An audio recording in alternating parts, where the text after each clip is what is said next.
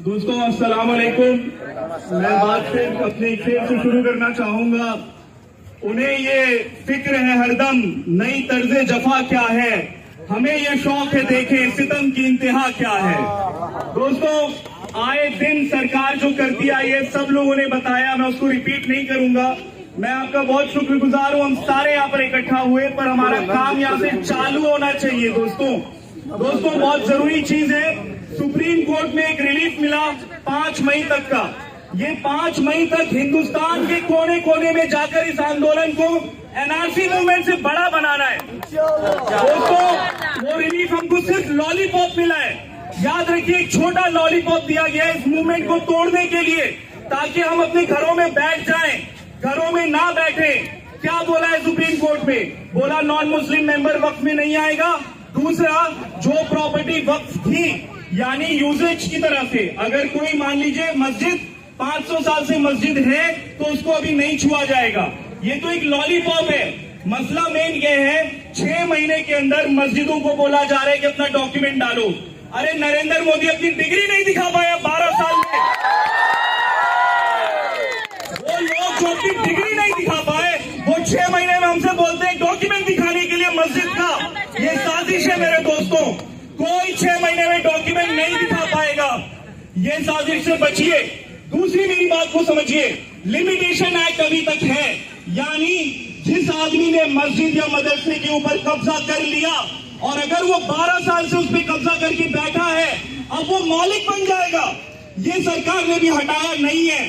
हमें सिर्फ लॉलीपॉप दे रही है सुप्रीम कोर्ट, इसके झांसे में अभी नहीं आना है। हम उसका खैर मकदम करते हैं, उनकी कोशिश अच्छी है, पर उनको पूरा का पूरा कॉन्स्टिट्यूशनली इस बिल को हटाना पड़ेगा। साथियों, फार्मर प्रोटेस्ट हुआ था, किसानों का प्रोटेस्ट हुआ था।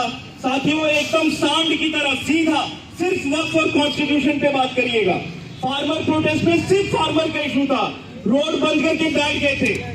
All India Muslim personal law board ने ऐलान किया है सेफ वक्फ सेफ कॉन्स्टिट्यूशन, कन्नड़ा में वक्फ रक्षिसी संविधान रक्षिसी। इस आंदोलन को मजबूत बनाइए और धीरे धीरे अपने एरिया में जाकर प्रॉब्लम के बारे में बताइए। जब मस्जिदें नहीं बचेंगी, चलिए 5 वक्त नमाज नहीं पढ़ते हम, कब्रिस्तान नहीं बचेंगे, तो क्या अपने घरों में कब्र बनाएंगे हम? कहां हम अपनी कब्र बनाएंगे? इस लड़ाई को आगे ले जाइए। और एक चीज, बाबरी मस्जिद के बारे में हम सबको पता है, और मेरी बात याद रखिए, मैं अपने नौजवान भाइयों से ये कह रहा हूं, जो गलती हमारे बाप दादा ने करी वो मत करिएगा। बाबरी मस्जिद के अंदर हमसे बोला गया सुप्रीम कोर्ट में मसला चल रहा है, खामोश रहो। क्या मिला हमें? हमारी मस्जिद छीन ली गई। और सुप्रीम कोर्ट ने क्या बोला? बोला वहां पे राम मंदिर नहीं था। ये सुप्रीम कोर्ट ने फैसले में बोला। कोई सबूत नहीं मिला बाबरी मस्जिद के नीचे राम मंदिर का। तब भी सुप्रीम कोर्ट ने बोला collective conscience of the nation, यानी लोगों को खुश रखने के लिए हम ये फैसला दे रहे हैं। तो हमें ये सवाल करना है कि क्या हम हिंदुस्तान के लोगों में से नहीं है? क्या हमें खुश रखने के लिए सुप्रीम कोर्ट फैसला देगा? और ये करने के लिए मुझे और आपको सबको मिलकर तब तक इस मूवमेंट को मजबूत रखना है जब तक ये कानून या तो सरकार वापस ना ले ले या सुप्रीम कोर्ट ना दे दे। इन दोनों में से अगर कुछ नहीं होता है तो फिर वो लड़ाई आगे बढ़ाई जाएगी और इस सरकार को उखाड़ के फेंकने का मूवमेंट स्टार्ट किया जाएगा। दोस्तों, कोई भी सूरत में हमारे शरीयत के अंदर कोई रहने दो, चाहे वो बीजेपी वाला रहने दो, चाहे कोई रहने दो, हमारे शरीयत में मुदाखिलत होगी, अपनी जानें इंशाअल्लाह सामने लगा देंगे।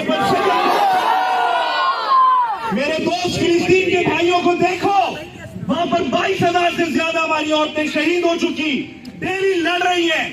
अगर अपने आप को बचाना है, हमें सिर्फ फिलिस्तीनियों के बारे में बात नहीं करनी, उनके जज्बे को देखना पड़ेगा। अल्लाह हम सबको शहीद होने का जज्बा दे। हक की दोस्तों, हमारा एक छोटा सा ग्रुप है, हम संविधान के लोग। आपके हाथ में पैम्फलेट आया होगा, उस पैम्फलेट के ऊपर स्कैनर है, उसको स्कैन करिए, अपने एरिया का आप उसमें डालिए, अपने एरिया में लीड लीजिए, अपने एरिया में छोटे छोटे प्रोग्राम करिए। रातों को हमारे भाई बैठे होते हैं गप्पे लगाने, दोस्तों से मिलने, उन एरियाज में जाइए, उनको जाकर समझाइए ये सिर्फ मस्जिदों का इशू है, ईदगाह का इशू है, कब्रिस्तान का इशू है, ये संविधान का इशू है।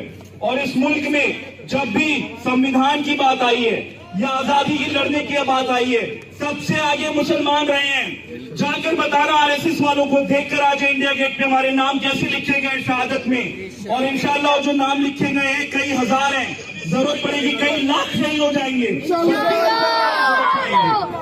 दोस्तों लास्ट में अपनी बात, जी ये बहुत जरूरी बात है। क्या आप लोगों को लगता है कि इस तरह के प्रोटेस्ट कंटिन्यू होने चाहिए? हाथ उठा के बताइए। क्या हम सब मिलकर मेहनत करेंगे अपने अपने एरिया में बात फैलाने के लिए? अगर हम लोग अपनी लड़ाई मिलकर लड़ेंगे तभी हम जीत पाएंगे।